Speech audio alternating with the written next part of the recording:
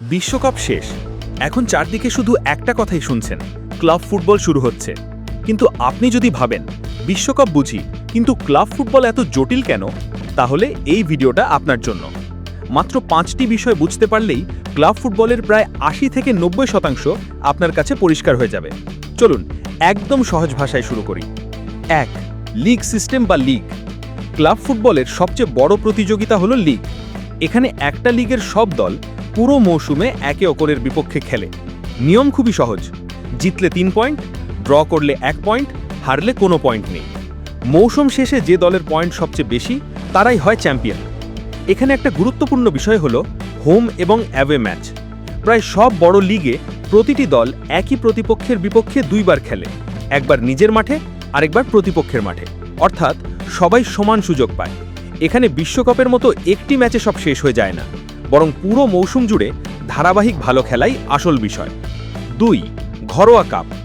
অনেকে লিগ আর কাপকে একই জিনিস মনে করেন, কিন্তু বাস্তবে দুটো সম্পূর্ণ আলাদা। কাপ হলো নকআউট টুর্নামেন্ট, একবার হারলেই বিদায়।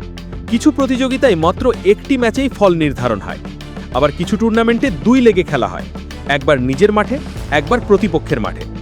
2 ম্যাচ মিলিয়ে যে দল এগিয়ে থাকে সেই দল পরের রাউন্ডে যায়। তাই অনেক সময় দেখা যায় লিগে মাঝামাঝি অবস্থানে থাকা একটি দলও কাপ জিতে ইতিহাস গড়ে ফেলে। 3. ইউরোপিয়ান প্রতিযোগিতা। প্রতিটি দেশের নিজস্ব লিগ রয়েছে, কিন্তু লিগে ভালো করলে সেই ক্লাবগুলো ইউরোপের সেরা দলগুলোর বিপক্ষে খেলার সুযোগ পায়। সবচেয়ে জনপ্রিয় 3টি প্রতিযোগিতা হলো চ্যাম্পিয়ন্স লিগ, ইউরোপা লিগ এবং কনফারেন্স লিগ। এখানেও বেশিরভাগ নকআউট রাউন্ড হোম ও অ্যাওয়ে 2 লেগে হয়।